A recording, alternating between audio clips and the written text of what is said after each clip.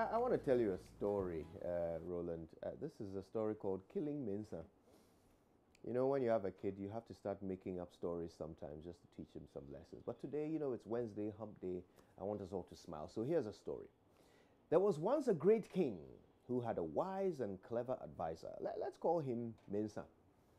Now, the king trusted Mensah above all others and was always showering him with gifts of praise. Gifts and praise. Now, the king's politicians were very jealous of Mensah. They didn't understand why the king thought so much of him and not of them.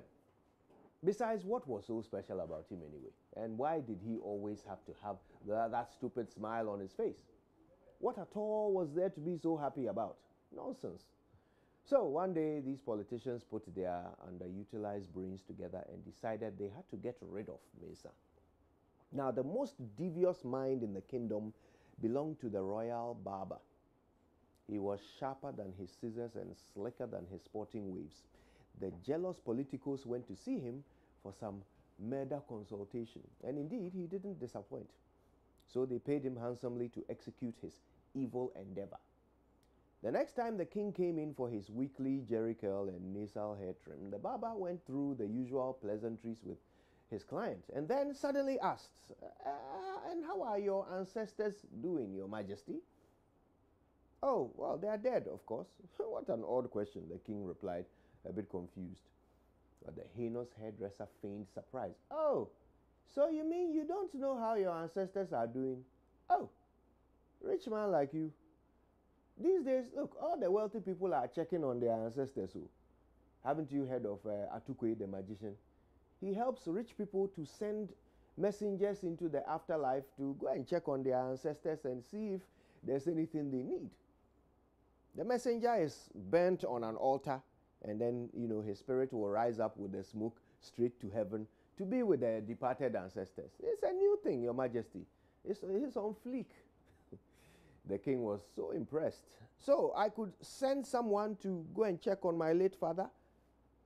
Wow, I must have some Atukwe in my life. But who will I send to check on dead daddy?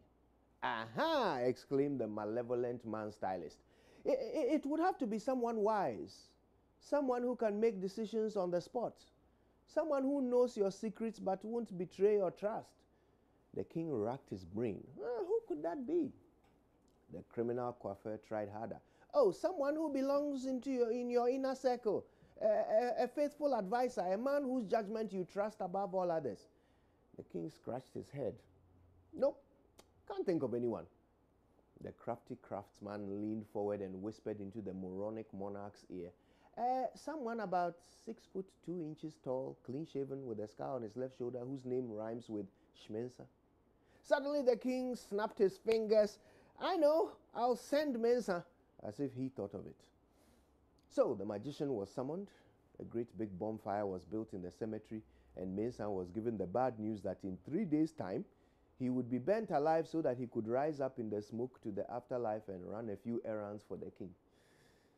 The resourceful young Mensah did not waste those remaining days. Every night, he went to the cemetery and dug an escape tunnel from beneath the bonfire to the safety of his home. On the last day, he went to the market and stocked up on a month's supply of food. So the day came and everyone gathered to bid him farewell on his journey to check on the gormless king's father. As the flame was lit, Mensah lay dutifully on the altar until the smoke thickened. Then he quietly slipped into the tunnel and escaped to his home, where he lay low for a whole month, just eating, sleeping, listening to old Lumba songs, playing FIFA on his PlayStation, and growing his beard. Now, after 30 days, he walked into the royal palace alive and well with the bushiest beard in all the land. The king was overjoyed. How is my daddy, Mensah? He asked. Oh, he's very well, your majesty. He's enjoying death, living la vida loca, if you will. But there is one thing he really needs badly. Oh, what is it? Just name it and I'll send it immediately to my father. Well, said the resourceful young man, I'm not sure why, but in heaven there are no barbers. I just look at how bushy my beard has become while I've been away. And I've only been gone for 1 month. Your father has been gone for 10 years. All kinds of wildlife are growing in the thickets of his facial hair. Without a moment's pause, the king had the barber seized, placed on the altar, and set ablaze to go and cut his father's hair in heaven. Needless to say, the scheming stylist never came back. And that was the last time any politician messed with Mensah.